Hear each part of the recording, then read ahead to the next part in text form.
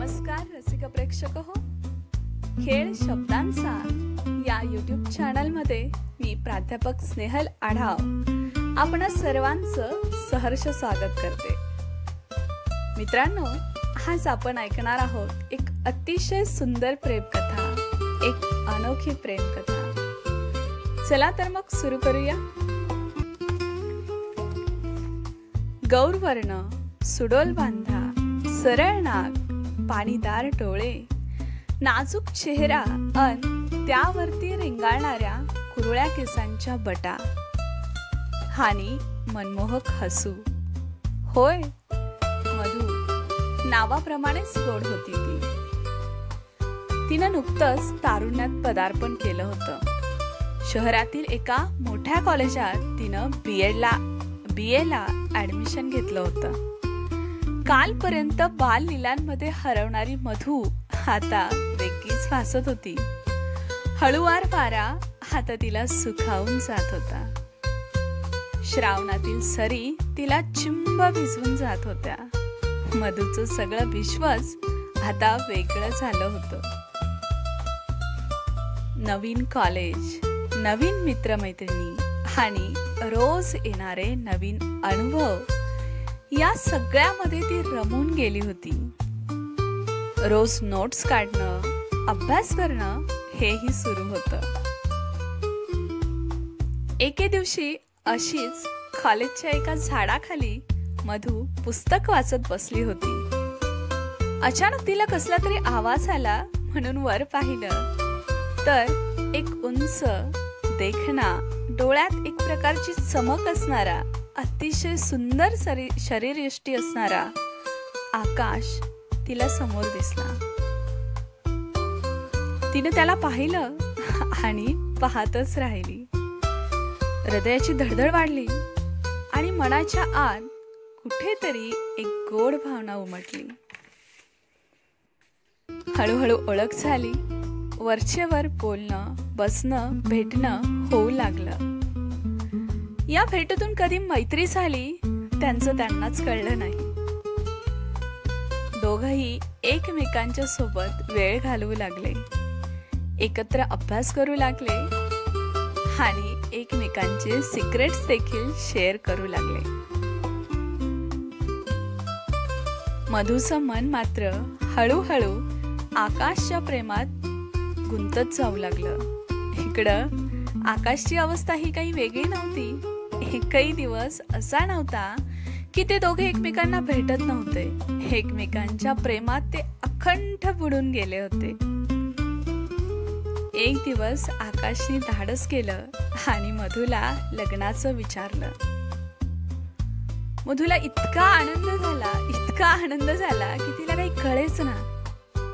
तिच्यासाठी आकाश ठेंगणं झालं होतं. लवकरच त्या दोघांनी घरच्यांच्या परवानगीनं लग्न केलं. आयुष्यातील अतिशय सुंदर काळ ते घालवत होते. गोड स्वप्न पडावं असं त्यांचं आयुष्य होतं. त्यानंतरच्या काळात त्यांनी अनेक आनंदाचे क्षण अनुभवले.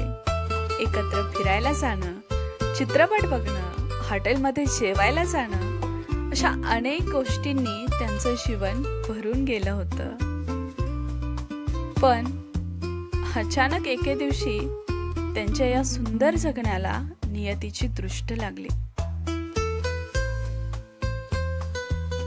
अशाच एका सकाळी मधू किचन मध्ये आवराआवरी करत होती.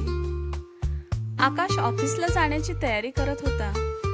अचानक कसला तरी आवाज आला म्हणून तो धावत किचन मध्ये गेला. पाहतो तर काय, मधू चक्कर येऊन खाली पडली होती. त्यानं लगेच मधूला दवाखान्यात नेलं. मधूची तपासणी सुरू झाली. त्यानंतर आकाशला डॉक्टरांनी बोलावून घेतलं आणि मधूला कसला तरी भयंकर आजार झालाय असं सांगितलं. आकाशला तर काही सुचेना. आकाशच्या पायाखालची जमीन सरकली. डोळ्यांपुढे अंधाऱ्या येऊ लागल्या. काय करावं त्याला काही कळेच ना. हसरी, आनंदी मधू, जिचं जीवनावर अतिशय प्रेम होतं, तिचं आयुष्य थोडंच उरलं असं डॉक्टरांनी त्याला सांगितलं होतं. यावर त्याचा विश्वासच बसत नव्हता. मधूच्या या आजाराने दोघांचं आयुष्य पूर्णपणे बदलून गेलं होतं. ओठावर उसनं हसू आणून जणू काही घडलंच नाही असं आकाश तिला भासवत होता. तिची जास्तीत जास्त काळजी घेत होता. तिच्यासाठी जे काही करता येईल ते सर्व करत होता. असाच एक एक दिवस जात होता.